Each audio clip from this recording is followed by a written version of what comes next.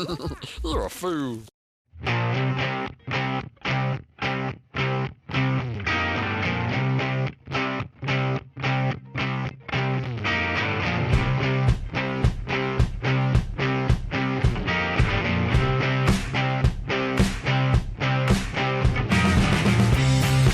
Welcome, everybody, to the Racing Foolz podcast powered by Low Budget TV. My name is Charlie Youngtai, and I will be your co-host today, along with Tommy Mason from Low Budget TV. Just as a short intro as far as who we are, I have worked in the motorsports television industry for over 12 years. I'm also a super fan of all forms of racing, and I'm also a friend of Low Budget TV, and I occasionally help out whenever they need help as well. So that's sort of my quick background as far as who I am. Tommy, tell the fans who you are. Hey, Charlie. So I'm Tommy with Low Budget TV.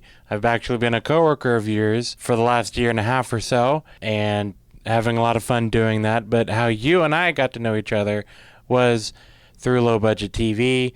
My co-person on that, Jeffrey, he and I would travel around to all these events regionally in the Southwest and cover as many of those races on video as possible. We created a YouTube channel in 2007, and that's where you got to know us, is through some of our YouTube videos, and just built this relationship up together. So looking forward to this exciting new venture as we go into this podcasting thing. Yeah, actually, the podcasting idea, it's not like we thought, hey, let's make a podcast out of nowhere. What was happening was every day at work, probably to the detriment of our coworkers, we would have our daily talks as far as what was happening in racing and go off on tangents and side stories about racing stories from when we were growing up. And I just kind of thought, a lot of these stories are really, really good. And I'm hoping that one day we'll eventually backtrack to all of those stories that you've told me, because I think a lot of the fans would really enjoy those stories and getting maybe not my point of view, but definitely your point of view, because you are someone who's been there, done that. You grew up at Saga Speedway and you work at Irwindale Speedway as well. So you definitely have an insider's point of view, have seen a lot of things that a lot of us have not. And that's sort of my take as far as why we're doing this. And what's so funny about this actually is how it kind of goes perfectly back to the day that Low Budget TV started, because while this podcasting is a spawn from our conversations at work, Low Budget TV was a spawn of a joke. Meaning at Christmas one year, I opened up a cheap video camera from my parents. I always told them I wanted to play with a video camera. Well, upon opening this present and seeing the cheap video camera, I then cleaned my room because my parents told me so. And while cleaning the room, I found a cheap toy microphone. And that was the day that Jeffrey and I decided to go to Willow Springs and just go around the pits and interview people. And that literally spawned Low Budget TV. It's, when I say started out as a joke, because we went in there pretending to be ESPN and getting the beat from the pits, and getting all these interviews and doing whatever. We're going out there filming some artsy shots with a terrible, cheaply put together video camera that had, it was recording on mini VHS tapes. And from that started Low Budget TV, which has obviously gone to YouTube, and we're broadcasting weekly at races, and we are now traveling in the country with Low Budget TV. And with this podcast, I don't know if we're going to travel the country per se, but I can say this, that the conversations that we have in work will be able to travel out beyond just your and my and our unfortunate coworkers' ears that have to hear it all the time. Yeah, I'm really excited. We both listen to a lot of other podcasts that we enjoy very much. And as far as our plans, we don't really have a definite plan, but I would guess that we would definitely have podcasts that discuss current events in racing, perhaps recaps. I don't know how often we're going to be able to do it, but we'd like to recap things that happen that we watch, whether it's stuff we watch on TV or things that we see live in person that we cover or just go to just as fans. And one thing I also want to do is definitely do interviews with a lot of the racers that we know or have access to. We are fortunate enough that we do happen to know quite a number of people in the industry, both racers and non-racers, who still have an impact on the industry in all facets of racing. So while I know we both love NASCAR and stock car racing, circle track stuff, but I still do want to talk to a lot of other people in other forms of racing, because there's a lot of great stories out there, and I kind of want to get those stories out to people that maybe wouldn't know otherwise about these people or these events that have happened in the course of history. So that's sort of my thoughts on what I'd like to do. What about you, Tommy? Well, the good thing between you and I, you will have a lot of stats, a lot of info on a lot of other racing, whereas I could learn from you and take it in, but I can bring a different perspective, being that, like you mentioned before, I'm always out on the weekends, I'm always at other events, and I can give you a perspective literally from whatever event I'm at right then, right to the microphone and to everybody's ears. Another thing that I'm looking forward to on this is going to be somewhat opinionated too. We're going to give our opinions on certain things, and we're going to give it as best that we can, given the info that we have. Obviously, it's going to be fun to listen back years from now and think how stupid we were, or man, you guys nailed it. But either way, that's what I'm looking forward to the most. Yeah, so it's going to be fun. And our first recorded podcast was actually sort of a test, because we kind of didn't really know what we were doing. I have followed the typical low budget way of life. Actually, people that know me may also know me as Cheap Charlie. So it's very fitting that I know and work with low budget TV, because we are all in agreement of one thing, and if it's free, it's me.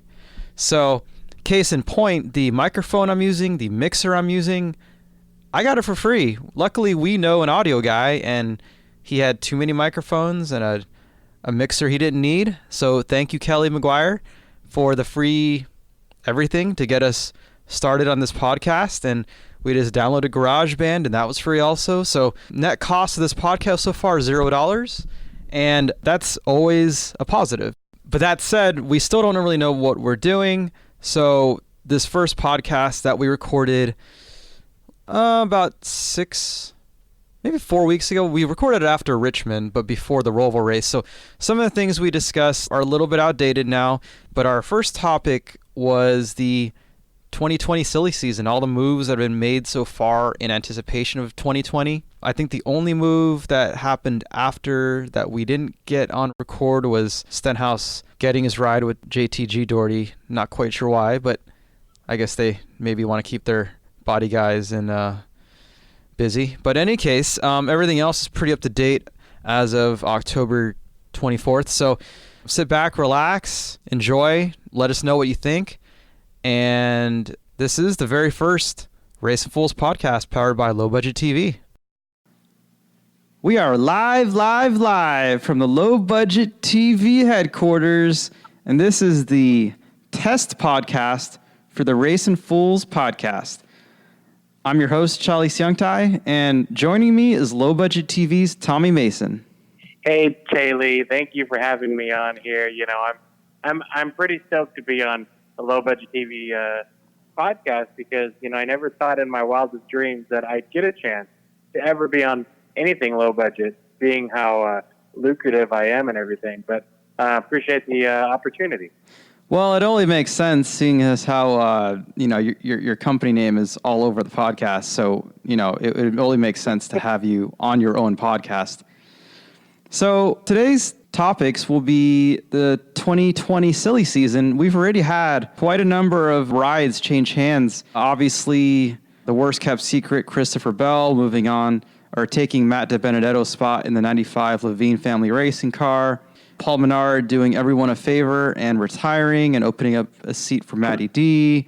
And then the bombshell yesterday with Chris Buescher taking Ricky Stenhouse's ride, which is long overdue. I mean, 7 years of mediocrity with a couple lucky wins. I mean, that I was shocked when I realized that he actually lasted. I mean, it didn't seem like 7 years, but I guess all the other drivers probably begged to defer. So let's go in chronological order. Let's start with the whole Matty D situation and the outrage from all over Twitter. You just saw everybody crying about Matty D and how he should have kept his ride and how Christopher Bell isn't good enough, allegedly, which we all know is pretty foolish. Just talk about that situation and how I know Matty D did good, but I mean, he kind of came into this ride this year knowing, even last year, that he might have been in a placeholder situation, and he pretty much was.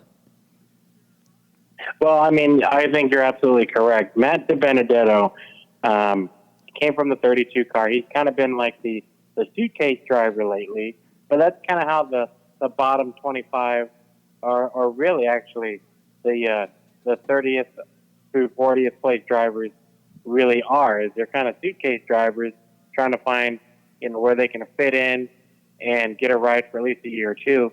Matt DiBenedetto, the advantage that he had is he took over on a team that needed a driver. Obviously, Casey Kane, he quit. He got sick and really quote unquote sick. Yeah, he got sick after 30 laps, so he found his way into sprint car racing again.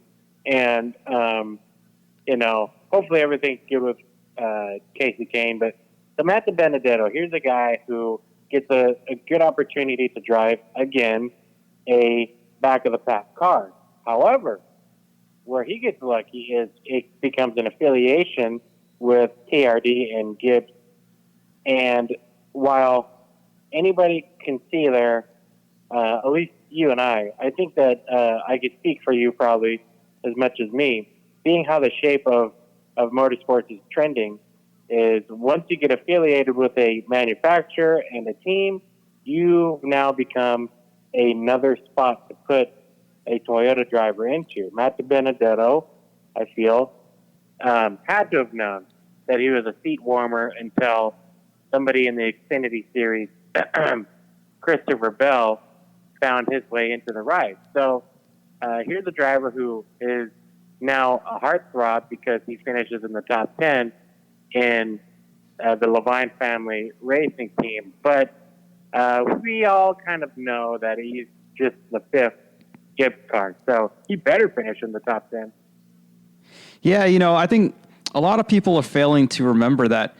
A lot of people are bashing Levine for being affiliated with Gibbs and saying, don't you remember what happened to the 78 car? And I'm thinking, yeah, they became a race-winning team that won a championship. And it's like, without Gibbs, the 95 car is, I don't want to say useless, but it's not that different from the 32. I mean, there's a reason why they got better equipment. And if you want the car or you want the equipment, you got to play by their rules. I mean, that's just reality. And people say, well, it wasn't like that before. I'm like, well, because multi-car teams weren't really a thing in the 80s, but I guarantee you, if you were a 30th place team in 1985 and Junior Johnson said, hey, do you want Junior Johnson equipment?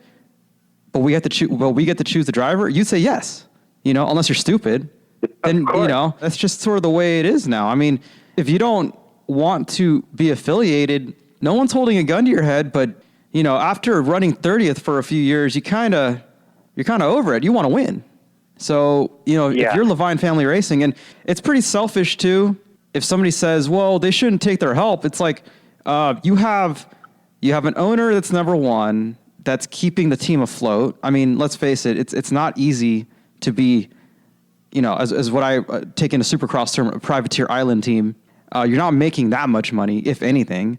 And someone finally gives you and your team, your workers, your employees a chance to get support financially and resource-wise, but we get to choose a driver. You're going to say no and let down your whole team just to keep one guy? I mean, I'm sorry, Matt, but this makes the whole team better. And not to mention, you're not getting a Paul Menard.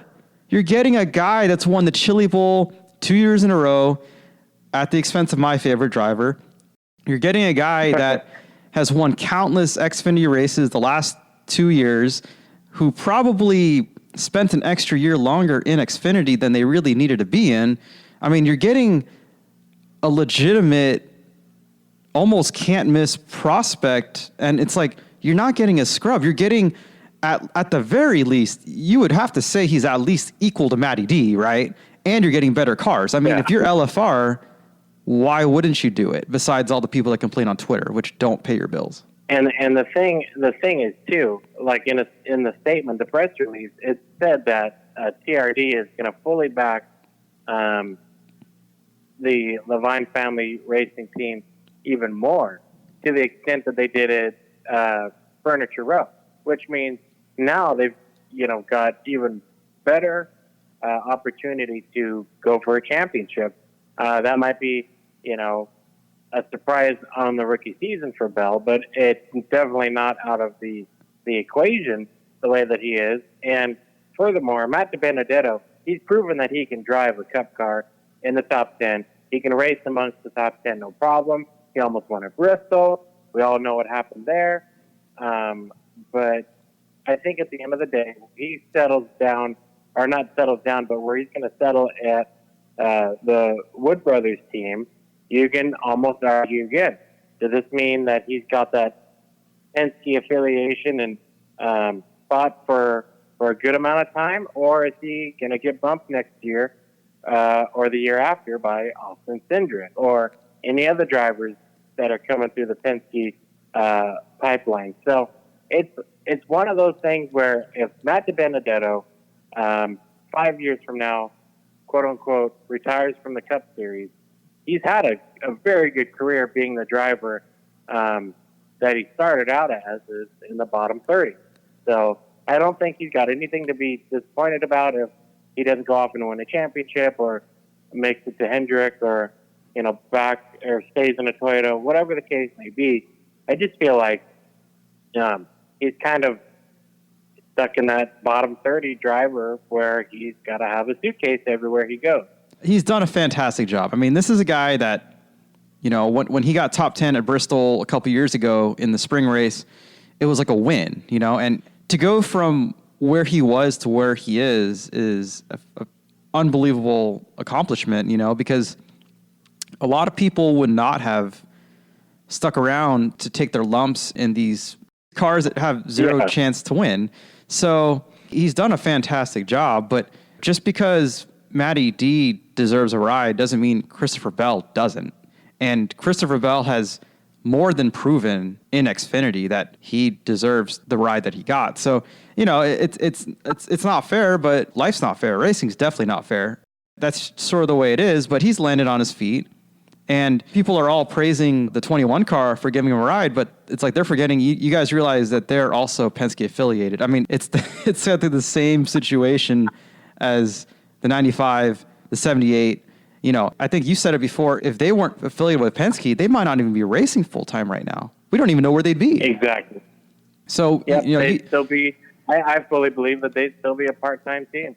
And who knows? I mean, they would not have gotten Ryan Blaney if it wasn't for the Penske connection. So, I mean, let's face it, Ryan Blaney was a huge upgrade over Trevor Bayne. So you can't knock teams that want to be affiliated with bigger teams because it helps them. To try to pretend that these small teams could one day become a Penske, Stewart-Haas, Gibbs. Let's face it, even in the 80s and 90s, we still had our Jimmy Meanses and our guys that were single car teams and they didn't become empire. Like they were field fillers. We still appreciate them, and we still love, the fact that they still go for it even though they don't have a chance. But let's not pretend that in the 80s everything was fair and there weren't, your haves and have-nots. There definitely were your haves. You just forgot about the have-nots. Well, and another thing too is, this is worth mentioning too, and it'd be good to hear your opinion on this, but do you feel like maybe that the media portrays at the time the 78 Furniture Row as the, quote, single-car underdog team, even when he was affiliated by Gibbs, and now the same with the 95 where he's, there's the family Texas team that is now running in the top 5.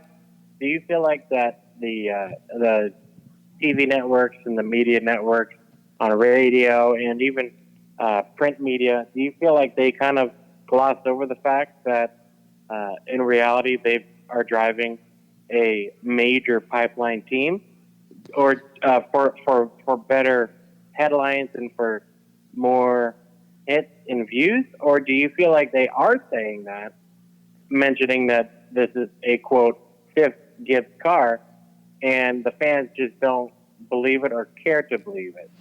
I think it go both ways, because I've had this discussion with multiple people, and some of them still scoff at the notion. Like when I try to tell them, they're getting Gibbs cars or Hendrick cars or Penske cars, and they're like, yeah, but they're still at a big disadvantage because they're not Gibbs or Penske or Hendrick. And I'm like, yeah, but when you you're getting good chassis and good engines, and you don't have to develop anything because they've already done the work for you, then you could focus on the things that you could focus on setups, and you could focus on other things that you don't have to worry about. So it's a catch-22. I mean, I could see both arguments. I think when the media talks about, oh yeah, they're a small team, and yeah, it's true, but I mean, they had a lot of their homework done for them. It's like if I got to copy your homework, Tommy, and it's like, yep, I did all the work. It's like, well, no, you didn't. Yeah.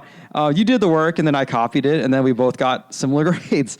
Now, it is curious, though, if you remember when Stuart Haas was getting Hendrick equipment and outrunning Hendrick, and then pretty much the same thing happened with the 78 car when they got Gibbs equipment and were outrunning Gibbs. It is a bit surprising. I would hear before, people be like, how are they beating us with their own cars? But that's just, like I said, if you don't have to actually make the car, then you could actually work on making what they give you better.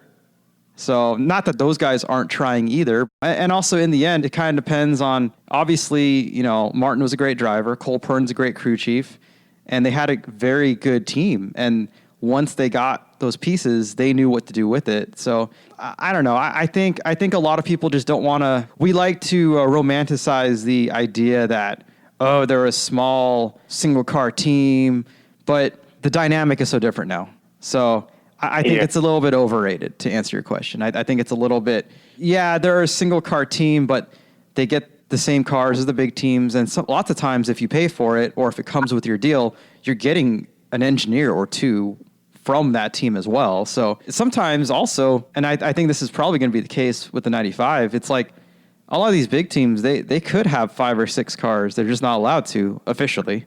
So, they basically are just an extension of those big teams, at least as long as their contract for their technical alliance allows.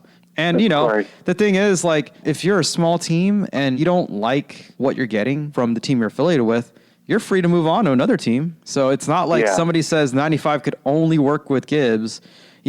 People forget, before the 78 car, went with Gibbs, they were a Chevy team, and I think they were affiliated with Childress. Might have been Hendrick, but I think it was Childress. So they won a race. Martin's second year in the 78 car, they won a race. They made the Final Four, I believe, at Homestead. It was like a big shocker, but they did. But when they had a chance to take it to the next level, by Childress, we're going to Gibbs, and we're becoming a Toyota team. So, no one's holding these teams hostage before the contract, So, but, everything comes at a price. If you want those good cars and those good engineers, and then occasionally the big team's going to call a shot or 2 or 5. So, all the Matty D fans, please don't be surprised if, or maybe even when, Austin Cindric is in the 21 car, because it might just happen.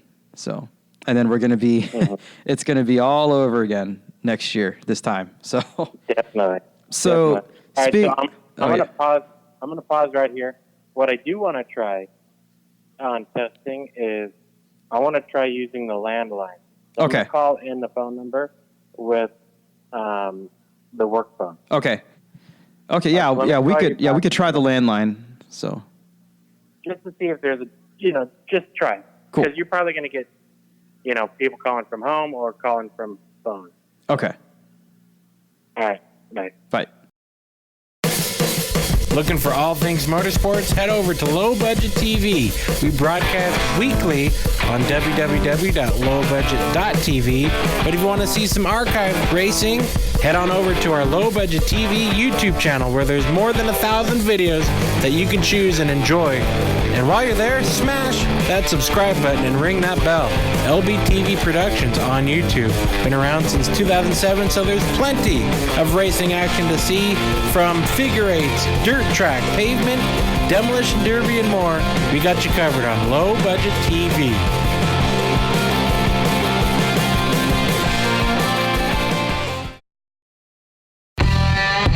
Looking to advertise on Low Budget TV? We've got plenty of room because we don't have anyone. Contact lbtvmail@yahoo.com. Low Budget TV offers live and on-demand broadcasting at any event, anytime, as long as we're allowed to be there. We are always looking for supporters, advertisers, and more on Low Budget TV. Contact us at lbtvmail@yahoo.com. And we're back. Can you keep talking? I think you sound better. Yeah, I should sound better quality-wise. Yeah, you definitely because do. I'm on a landline. It'll be a lot better than a cellular. And we're back. Yeah, man. Yeah, you do sound good. I do. I just had to change the batteries. Yeah, fantastic. Okay, so I think we could put a period on the whole 95 and 21 debacle or opportunity or however you want to call it. Let's move to yesterday's big news. Ricky Stenhouse finally fired.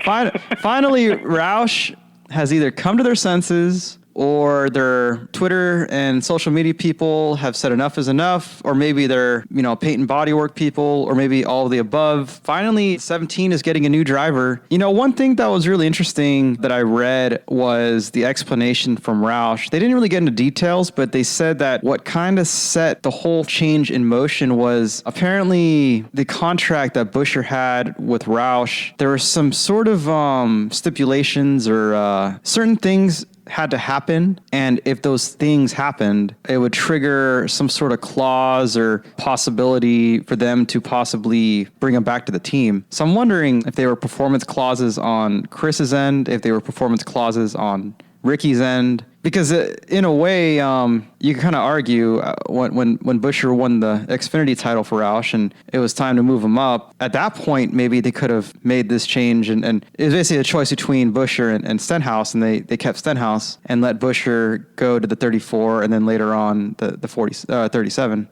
or 37. So I'm wondering. I don't know if you know anything about this, or if you have any ideas what those situations or triggers in the contract might have been. I mean, honestly, I would think that it could be a performance issue. It could also be something as simple as Fastenal saying, Jesus, our Twitter is blowing up because of it every Sunday. Every Sunday something happens. And no, I mean, do I know anything? No, I didn't read that. But so Buescher, he's a driver that has won an Xfinity championship, and Stenhouse has won too. Stenhouse, I just wonder if maybe somebody at Roush said, are we hanging on too long? Because here's a guy, Buescher, has been in the Ford pipeline, and they needed to put him somewhere, so they put him on Front Row Motorsports, and with the idea that somebody's going to budge. But then once the 6 car became available, so did Ryan Newman, and they probably thought at that time it was best for the company to put Newman in the 6, keep Buescher over at the 37, and keep Stenhouse go from there. Yeah. And keep Stenhouse, because maybe Stenhouse has funding, or he has more promise, or whatever the case may be. But I feel like maybe at this point in time they were just like, okay, we need to try something different. Or maybe Stenhouse has been voicing displeasure and wanting to leave, and here they have Buescher, who they've kept in their phone contacts, and it just was right place, right time, perfect opportunity. It'll be interesting to see how Buescher does there. I mean, I don't know if it'll be a lateral move. I think it's going to be a lateral move, but it could also be a great decision on Roush's part, and maybe they have 2 cars in the chase next year. It's really interesting because, we've seen in many forms of racing where when a team has too many drivers, so they kind of loan a driver out. It happens a lot in F1 too, especially since they only have 2 rides or 2 seats per team. Mm-hmm. And almost always the driver that gets loaned out usually never comes back. Right. Usually because the incumbent drivers don't do bad enough to lose their seats, or the driver that's on loan just kind of gets tired of waiting and asks for a release from their contract.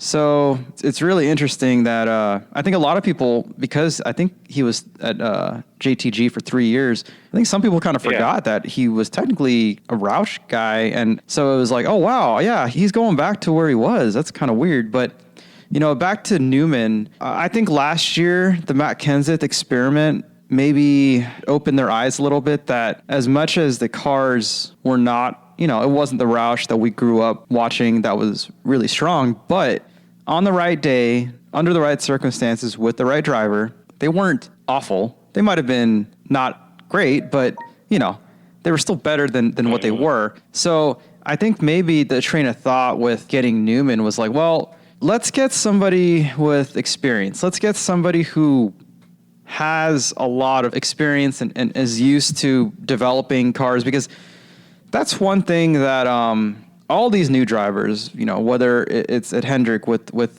Byron and Bowman, or you have Suarez, or all these new drivers, they could drive the hell out of a car, but you don't know what you don't know, and you're not going to rely. I mean, if you're relying on new drivers, young drivers to develop your cars, especially when your cars aren't even that good to begin with. Oh man, that could lead you into the wrong direction really quickly. I mean, do you remember when Ganassi had a lineup of Juan Montoya and Dario Franchitti? You had two open wheel guys, and it's not like Ganassi's cars were that good either. They at the time they weren't. And man, I don't know who thought that was a good idea, but man, that was a train wreck. I mean, it failed miserably, and to no one's surprise. I didn't think Dario would be that bad, but Dario made Danica look like a superstar in a stock car, and that's exactly. bad. So experience does matter, and a lot of people say, well, Ricky's cars weren't that good, but when you're at a place for 7 years, at some point, a lot of the good drivers in history and in all types of racing, whether it's F1 or NASCAR or IndyCar, a really good driver is one that can make their team better. And that includes developing the car. I mean, we saw it to go to outside NASCAR examples. Michael Schumacher, when he went to Ferrari, they were garbage, and he turned them into a championship winning team. Tony Stewart, when he went to Haas, when it became Stewart Haas, we remember when the Best Buy car was, I think it was Jeff Green and was it Scott Riggs or somebody else? It was 2, or maybe Jack Sprague. It was 2 very heavily funded cars that were not doing very good. And then you plop Tony Stewart in there, and then, they win a championship in a couple of years. So it's like the driver, I mean, yeah, you need a good car, but the driver is still a big equation of helping the team develop the car. And, Ricky was there for 7 years, and you could argue that Ryan Newman did more for that team in terms of car development in 1 year than Ricky did in 6. So yeah, and to further that, I had a great interview on NASCAR radio with Kyle Larson, and he was saying how having a teammate like Kurt Busch, where he could just listen, he enjoys listening on the Monday and Tuesday meetings with the entire team, and he'll just keep his mouth shut and just stare at Kurt and listen to everything that he has to say, debriefing about the car, because that's language that Kyle Larson didn't necessarily know, and that's coming from Kyle. He said that when the team gave him a car and it wasn't perfect, it was a 7 out of a 10 car, he would just go with it. He would go back to his dirt racing days and say, well, this is what I got, we're going to go with it. But then he'll see that Kurt Busch will come into the garage and say, we need to work on the right front. We got to work on that back end. We got to work on these areas. And his car was already at a 7, and he knew where the progress needed to be. And that's something that I found very interesting, hearing from Kyle Larson, who has won races in the Cup Series and has had success. And, I think that could be the perfect case maybe with Buescher, where maybe Ricky was a teammate to Ryan Newman, but maybe didn't utilize Ryan's expertise, and whereas Chris can come in and be a great teammate and learn, and then, like you said, develop Roush into the Gen 7 superstars, potentially. And the thing is, test drivers, there is a big difference. People ask, like, well, what makes a good tester? And a lot of the best test drivers are not the fastest guys. They're the guys that could run fast enough to find the flaws in a car, as well as be consistent enough to really accurately assess if a change actually worked.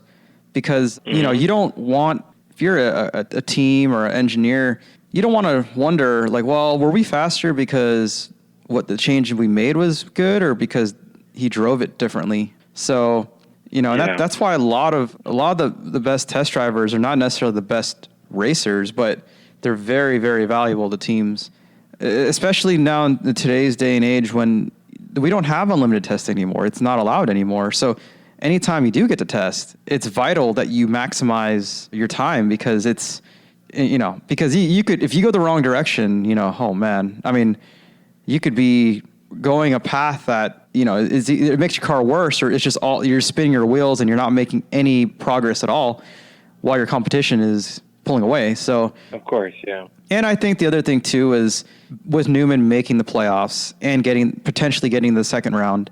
Obviously, I don't know when this podcast is going to air. But right now it looks like he's going to make the second round. It kind of shows like, hey, maybe our cars aren't as bad as we thought, as everybody thought. Gives hope for sure. Yeah, it definitely gives hope.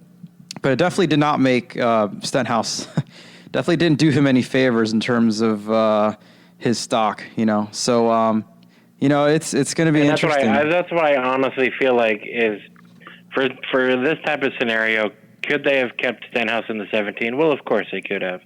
But I wonder if overall, within the last 2 years, his stock in general, popularity-wise, reputation, performance-wise, and, we're in a social media age, people ripping on him for random things. Does this make Roush Racing better to the public eye, or does it, become an issue to have someone so commented about and whatnot? Is it better just to bring in somebody who's more neutral at the time? I mean, I feel like it was just I guess maybe not a surprise, yet it still was. Well, I think the timing of it was definitely a surprise. I mean, it was a little bit late. Timing was the overall results weren't.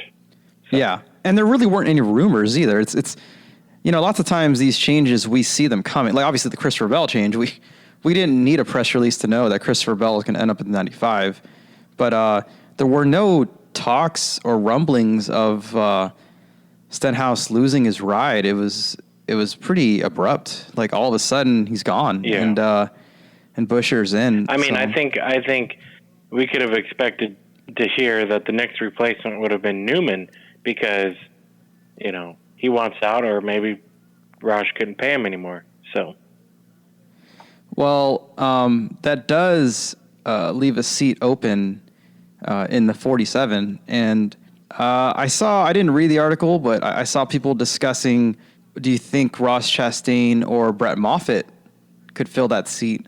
If you were JTG, Tommy, and you had a choice between those two, who would you pick and why? I mean, Ross Chastain hasn't won the championship yet, but he is definitely a championship contender in the Truck Series. Moffitt has won the title in the Truck Series. Do you pick someone like those two, one champion and one potential one? Or do you maybe dig into a driver who has been trying to get into the Cup Series and has raced in the Cup Series, which is Daniel Hemrick. Do you give him a shot as an already Chevy driver? Do you give someone like Daniel Hemrick? If I was going to pick between those two, though, before I get crazy off topic, I would say that you might go with I would say you pick probably Moffitt. I think that he's proven, he's a championship racer. Now, here's why. It's because no knock on Chastain, but and while he has turned around a truck team, does he go into the Xfinity Series with, a pipeline type team where they've got a Cup ride waiting for him in a year or two? Or does he jump right, or does JTG Doherty Racing just jump right in and pick the hottest driver and say, okay, Ross, here you go?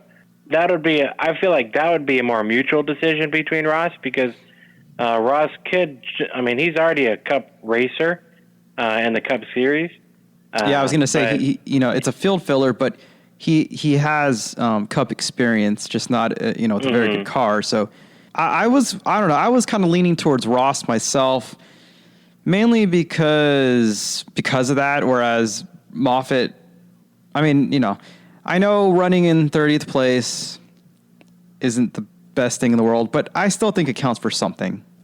So, well, you've got the track time. You know the tracks that you're going to. And familiarity with that type of car as well. Yeah. It's a crapshoot nowadays. And what's really interesting is, the pinnacle of the sport almost has the same horsepower and maybe a little bit less than the trucks. Yeah. So yeah. It might, the trucks, you already drive it into the corner as hard as you can, crack the throttle and keep going. The Cup Series is doing exactly that now.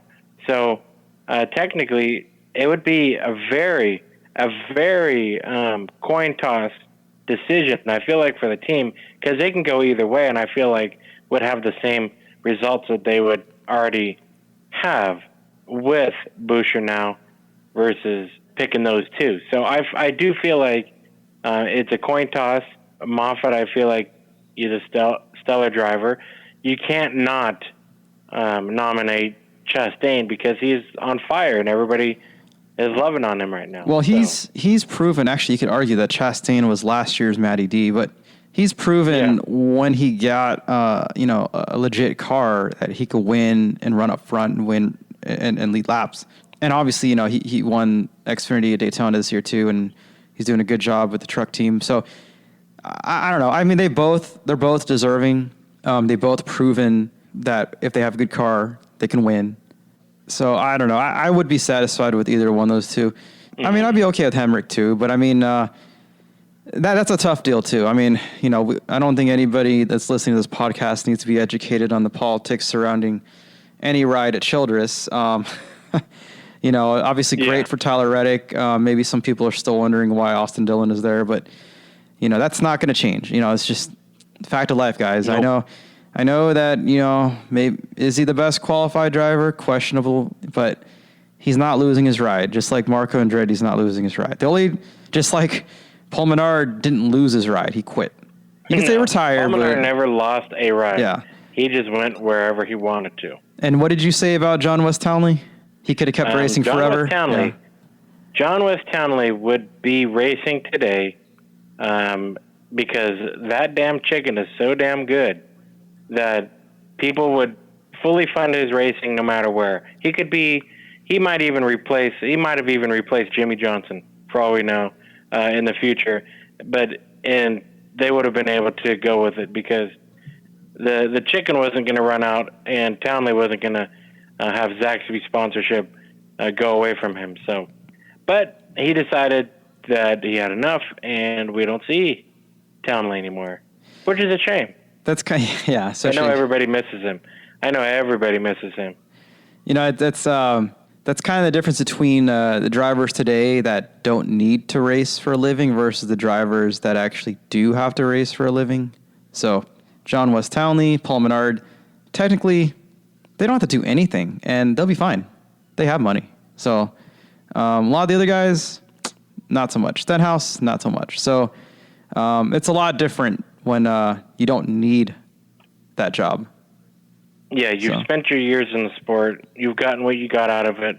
And, you stick around more. Does that mean you get the same or not? So Tyler Reddick takes Daniel Hemrick's ride. Obviously, he's the defending Xfinity Series champion. I'm sure to the surprise of many. Full disclaimer, we both do work at Lucas Oil Mav TV.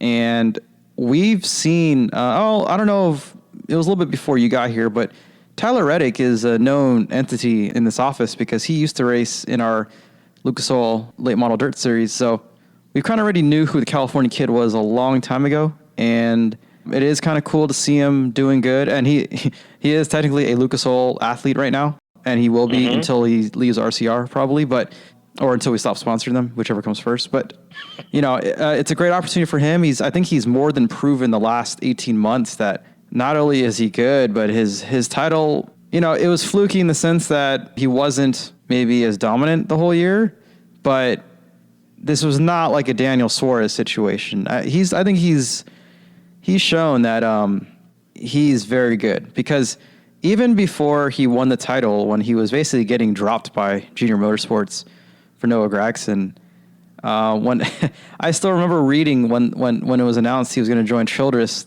this year, I would see comments like "Rest in peace, Tyler Reddick's career," and things along those lines. And he's come out and proved that he can make that car a winner, and he has. So he's more than earned his Cup ride, in my opinion. What are your expectations for Tyler Reddick? Well, I fully agree with your statement about how he kind of possibly fluked into a championship title in the Xfinity Series, but has proven that he is a championship contender after the fact, and running up front most races, and I feel like he's going to be as good as his teammates. I really do. I really feel like his teammate, I should say, in the Cup Series now will be running on par with the rookie. No knock on Dylan. I mean, Dylan's won races before, but same that we continue to say, when you've got Reddick, who does race at most of the tracks that Austin Dillon runs on, I feel like for the most part, especially now that the Xfinity cars have more horsepower than the Cup cars, these guys that have raced in the Xfinity Series for a while might have a little bit better of advantage, because it's not like a huge jump, back in the 90s and early 2000s where, you'd get into a Cup car and it'd take you at least a season to even understand where you're at. Whereas I feel like Xfinity drivers can jump in to the Cup cars and run top 20 right off the bat, and then dial themselves in and be in the top 10 at the end of the season. So I feel like he's going to be fine. I feel like, he might have definitely a wake-up call on the drivers around him, but these are some of the drivers that he races throughout the 2019 and 18 season already. So a lot of the guys he'd be racing with up front would be the same guys he sees on Saturdays. So I feel like he's going to do just fine and keep RCR right where they already are. The main goal is to get RCR to the top and both cars competing for wins like the days gone by. But it's clear RCR has a great Xfinity program. Got to work on the Cup side a little bit more, but they're making the steps in the right direction. And maybe some new blood into the team is going to be a further step. So Tyler Reddick got his Cup ride. Christopher Bell got his Cup ride. The last guy who we all expect to get a Cup ride, but we're not quite sure if it's going to happen because right now there's too many hens in the hen house, is Cole Custer. Cole Custer has more than proven, just like Reddick, just like Bell, that he very much should be in the Cup Series next year. Obviously we're trying to figure out, Harvick's not going anywhere. And, who's the other Stewart Haas car? I mean, I know the 41 and the 14. Who's the other one that's not those two? The 10, I'm wrong. Oh, yeah. So Harvick's not going anywhere. The 10 brings money. He probably won't go anywhere. He's made the playoffs the last 2 years.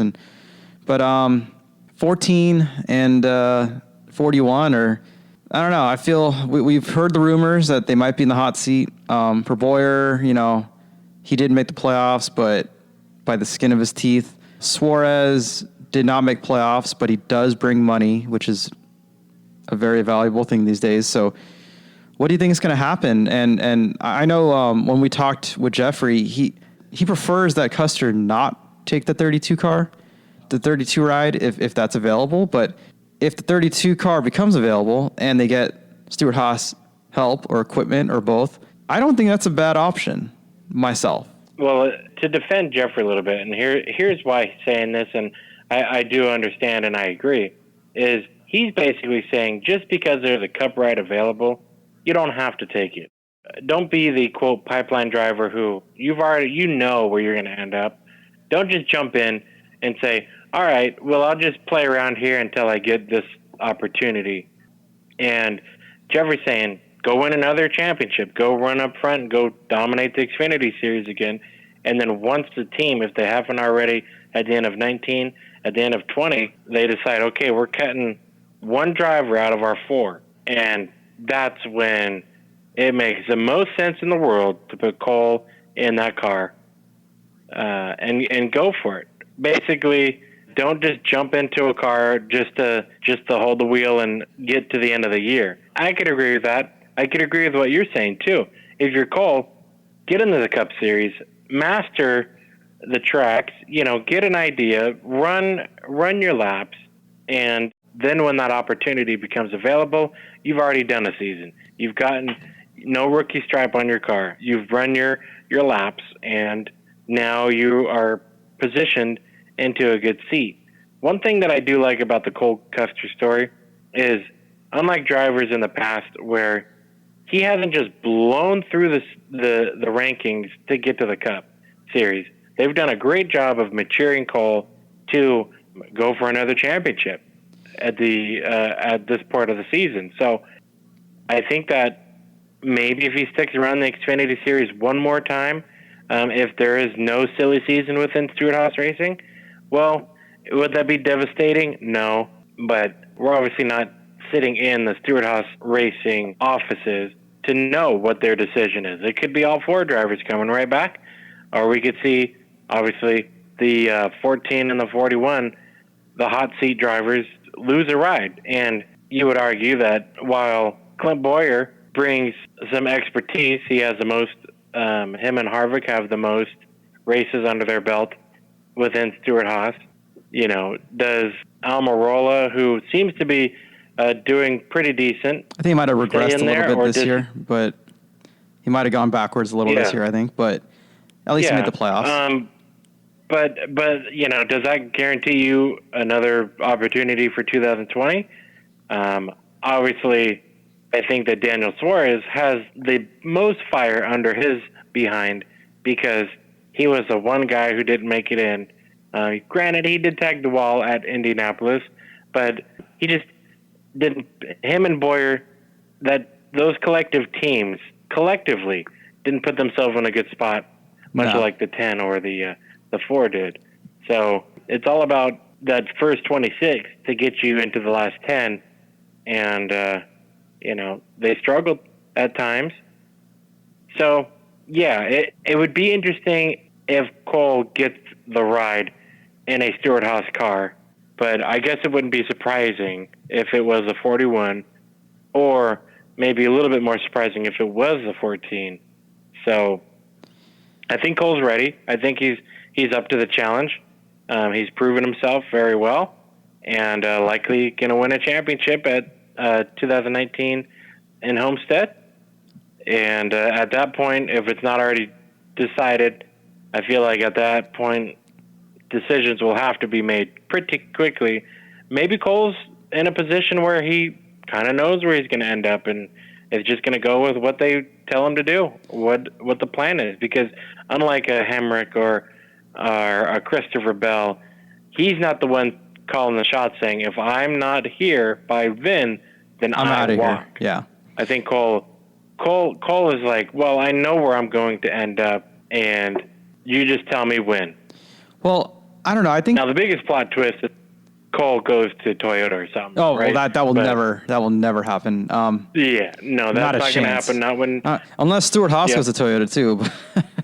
But no, that's yeah, that won't happen. But we're not going to see that now. I think the reason why I was kind of for it was because unlike most other drivers, Custer, he is pretty much guaranteed he will be at Stuart Haas at some point. Regardless of how bad he does at the 32, he will have a place at Stuart Haas just because of, well, you know. Family time. Yeah. Yep. But the other reason is because I think it's a low pressure situation, and it's like it might be good to make the rookie mistakes in a 32 car versus in a Stuart Haas car. So I don't know, because we've seen many times when we've seen it with Joe Logano, we've seen it with lots of rookies that just get thrown into win or you are failing situations, and I mean that's a lot of pressure. It's a lot of pressure. Yeah. And even though I think Cole is up to the job, but I mean, you could argue Eric Jones is sort of in the same situation. Like we kind of expected more from him. I mean, I know he won Darlington recently, but before that, he really was in the hot seat too. And even though he was getting his contract extension, a lot of people were wondering why, because he was the clear weak link at JGR. I mean, technically he still is, but now he's more pulling his weight. But you had a lot of maybe unrealistic expectations on a lot of these kids. So I don't know. I mean, I guess we'll see. If one of those two guys in Stuart Haas were to lose the ride, which one do you think it would be? I would say, so you got to think, just like kind of brushing back to the other silly season drivers, is Boyer and Suarez have that pressure, knowing that right below them in the series below on Saturdays is a kid that's going to end up in a Stuart Haas car. So you've got to perform. If I'm going to say, honestly, who would get on the chopping block, I would honestly guess that it'd be Suarez. I understand that he could bring in some money, but look at the car most of the time. It's got the Haas automation decals on it. It doesn't have the Eris company or all the stuff that we're used to seeing with Daniel Suarez. It didn't help that he didn't make the playoffs. And, there's certain situations that come up. It's not that Daniel's a bad driver. It's just that maybe luck didn't play into his cards throughout the 2019 season. And if it's a one-year contract and your driver that's moving up through the ranks is he hasn't won a championship yet, but other than that, he's there. He's topped up. I mean, he's on par with Bell and Reddick for sure. Maybe even ahead of Reddick a little bit. So, and you got to get a little bit excited too that if there is a driver swap with the 41 or the 14, for that matter, if Cole goes into the Stuart Haas team, we're looking at probably one of the best Rookie of the Year battles in 2020 that we've seen in NASCAR within the last 5 to 10 years. Oh, at least. I mean, I'm thinking maybe even since the Jimmy Johnson, Ryan Newman class, or yep. I know there was because we got a lot of drivers who are worth their weight in the Cup Series now. That this could be the turning point starting in 2020. That we see more veteran drivers retiring because these drivers are just slamming out there on the tracks, and it's going to really be interesting to see how it all shapes up. Cole has been a great driver all over the West Coast, and personally, it's great to see a local driver that we grew up watching now moving his way and just waiting. He's ready for the opportunity. He's just waiting for it. Yeah, it'd be really, really interesting because, like you said, it has been a long time since we had a lot of very good young drivers move up at the same time.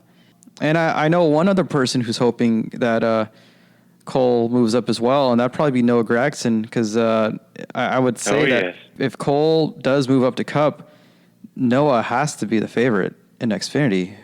Well, I guess it would be between Noah, Cindric, and Chase Briscoe. If Custer moves up, then those three would have to be the next in line.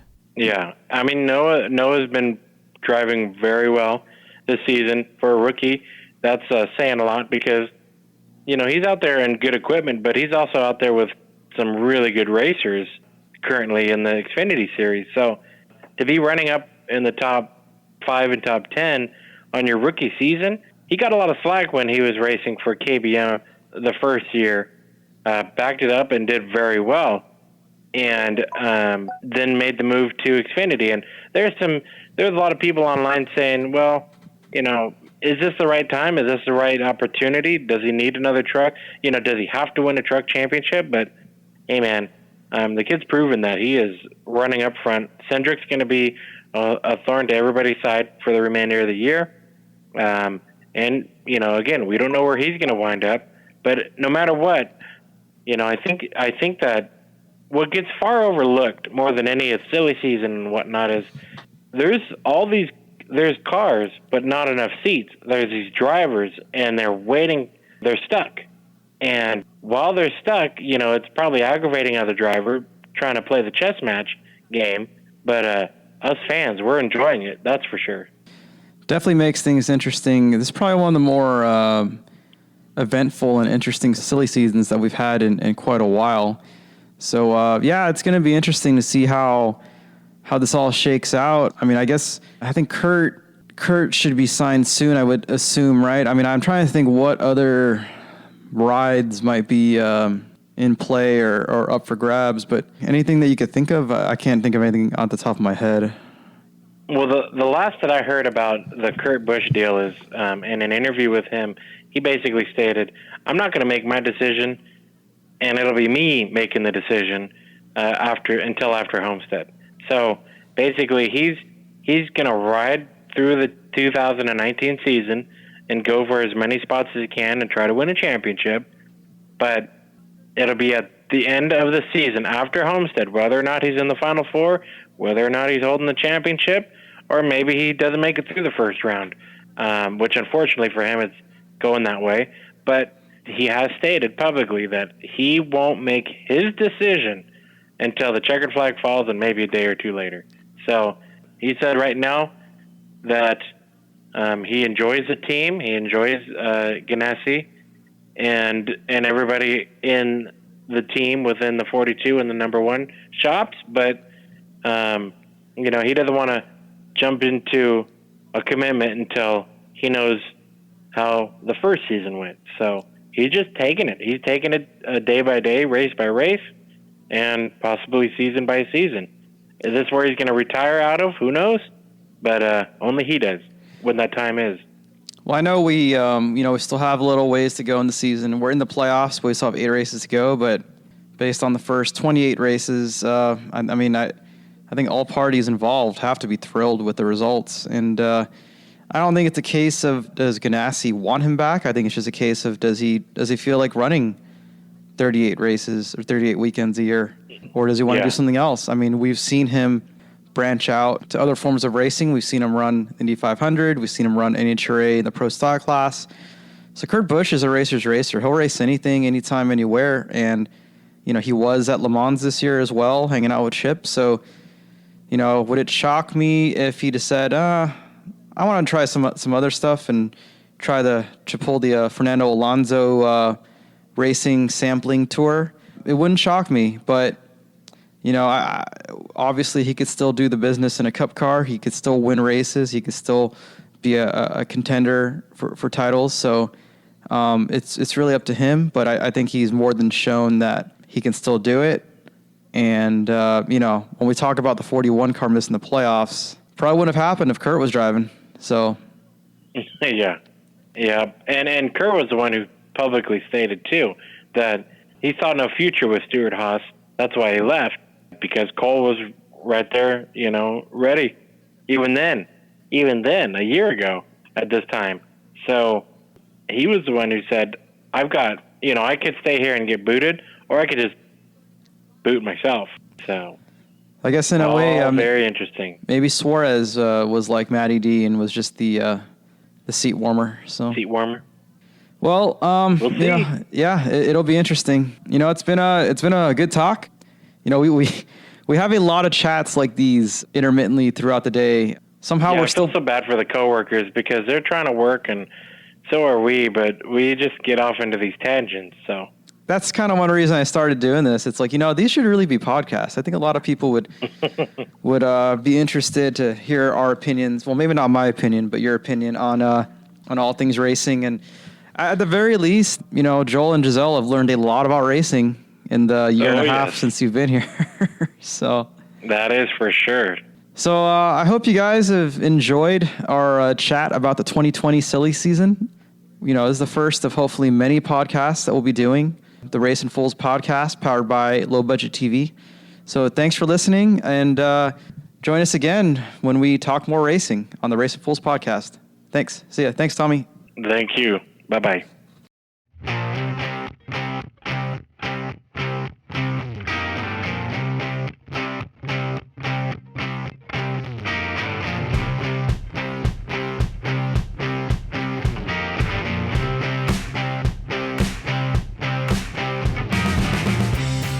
The Racing Foolz podcast is produced by TQ Media House in association with Low Budget TV. Special thanks goes out to Tommy and Jeffrey from Low Budget TV, Kelly McGuire for the free mic and mixer, and Ramon Ariola for helping create various show elements. Music is provided by RFM, royalty-free music in the YouTube audio library. If you like what you hear, give Low Budget TV a follow on Facebook, Instagram, and Twitter, and let us know what you think. We welcome all questions, comments, and ideas, and who knows, maybe your idea will be the next topic on the Racing Foolz podcast.